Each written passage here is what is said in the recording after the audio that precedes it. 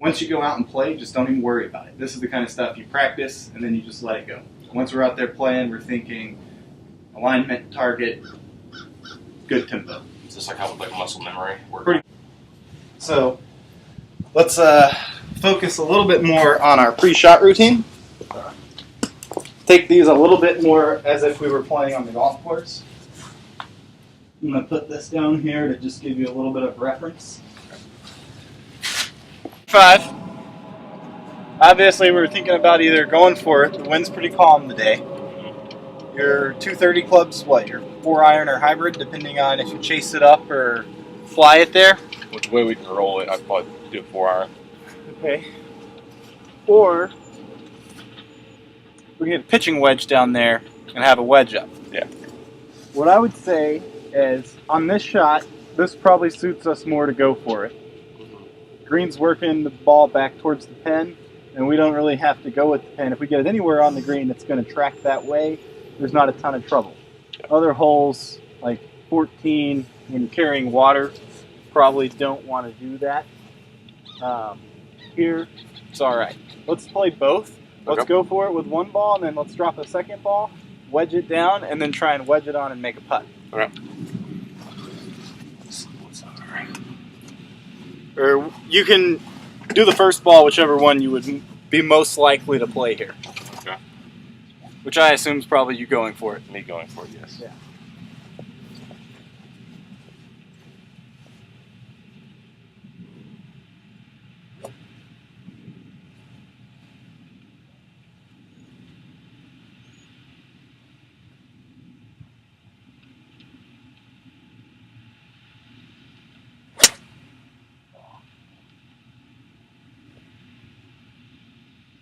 There's the trouble with going for it. Yep. And the same thought process you can use on the long par 4s out here. Mm-hmm. So when we have shots that are 200 plus that we don't feel comfortable with on a par 4, rather than hit a shot we're not 100% sure of, go down to the wedge, hit a shot you can swing confident with, and then give yourself another wedge shot that you can swing confident. You're better off having a conservative line and an aggressive swing than an aggressive line and a conservative swing. Yep. You've probably heard that one before. I haven't, actually. Really? First time? First time. The guys who watch this video will get a kick out of that. Oh, yeah.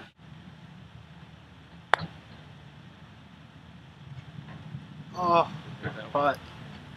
Alright, well, 2 bogeys, so no difference in score. Which one was easier? Going for it or laying up? Line up. Yeah. No, be honest. Well, would you rather be chipping from around the green side or hitting a full wedge? That's your preference. Yeah. I would say shots from the fairway are probably typically easier than around the green, just because around the green you can get tight lies, rough lies, short-sided, but Yeah. depending on what your situation is, if you're 2 or 3 over and you don't care, go for it. If you're 2 or 3 under, lay up. Yeah. My thing would be pick which holes you're going to lay up on, pick which holes you don't lay up on, and do it every time. So for us, holes 3 and holes 18 are probably good holes to go for it. Yep. 7 if you had a good drive.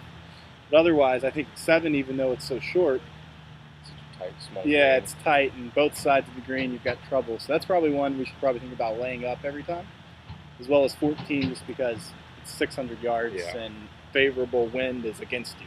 Yep. So let's move on. All right. Golf coaches, Brad, I'm not going to tell you which shot is right. I'm going to give you the shots, let you determine which one you want to play based on what you're the most confident in. Yep.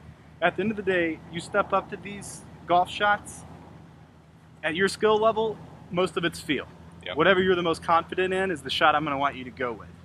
Point of this, though, is to get you thinking about some shots that maybe you don't always play. Yep. Rather than always going and grabbing the wedge, that's great and all, but the chances that we leave it at our feet or hit that shot no one wants to see over the green is a lot higher than if we take a putter, hybrid, 9-iron, treat it more like a putt, give ourselves a chance to have a 5 to 10 footer for par.